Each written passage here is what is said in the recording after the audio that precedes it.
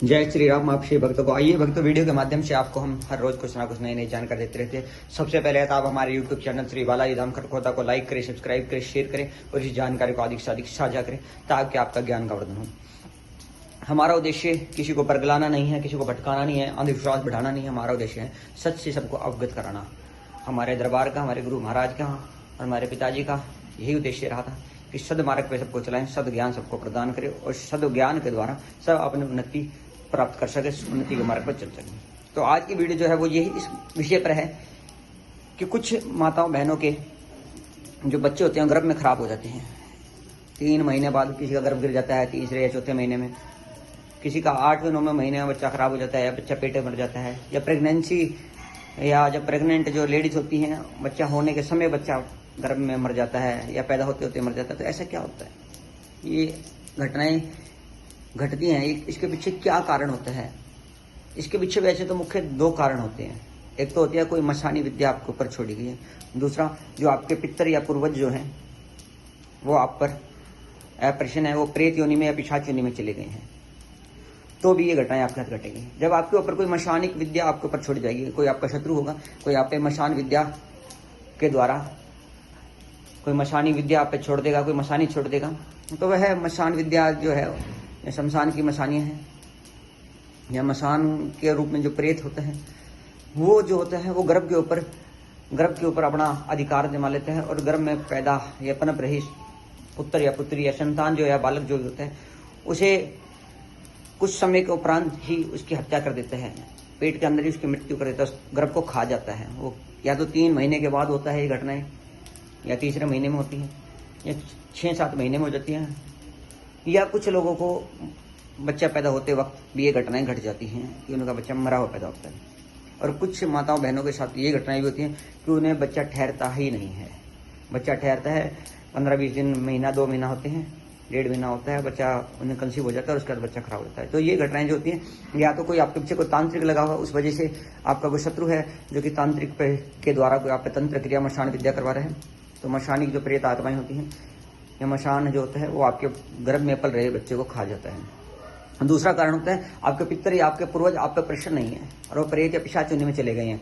जब कोई पितर या पूर्वज पिशाच या प्रेत योनि में चला जाता है तो उसे कुछ ज्ञान नहीं रहता, ना ध्यान रहता, ना ज्ञान रहता कि आप उसके क्या लगते हैं। उसका उद्देश्य ये होता है हानि पहुंचाना, क्योंकि वह अपने आपे से बाहर होता है और अपने सोचने समझने की, अपने प्रेम भाव की जो क्षमता थी वो समाप्त कर चुका होता है, जो खो चुका होता है।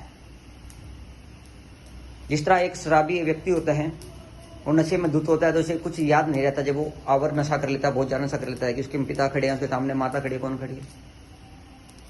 उसी प्रकार ये प्रेत आत्माएं होती है जो इस नशे में धुत हो जाती है। नशा किस प्रकार का?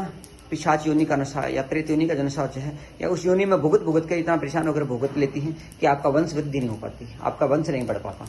आपके पितर, आपके पूर्वजों के श्राप के कारण, उनका प्रेत या पिशाच योनि में जाने के कारण भी वो आपके गर्भ में पल रही संतान को उत्पन्न नहीं देते। खासकर आपको बेटा नहीं हो पाएगा। बेटा गर्भ में जब भी बच्चा ठहरेगा तो उसे खराब कर देंगे।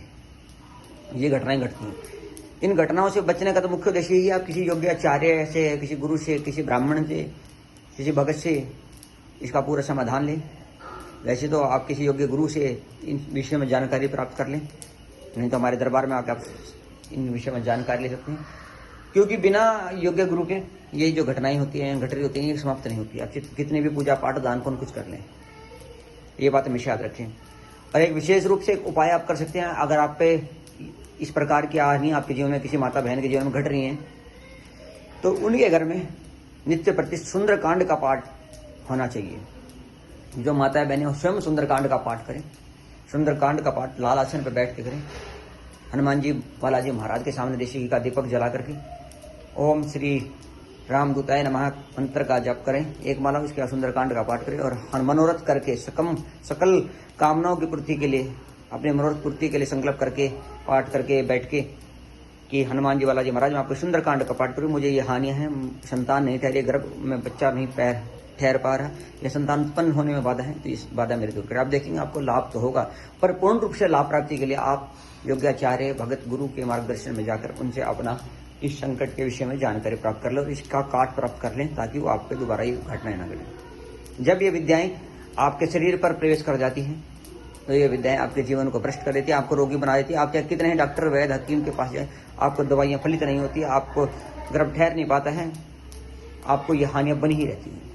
तो आज मैंने जो वीडियो बनाई वो इसलिए बनाई थी कि जिन माता बहनों को संतान नहीं हो रही या संतान खराब हो जाता है, गर्भ खराब हो जाता है, तो इसके पीछे घटनाएं क्या हैं, कारण क्या है, ये मुख्य 2 कारण हैं। तो इस जानकारी का लाभ उठाएं। आपसे भक्तों को जय बालाजी महाराज।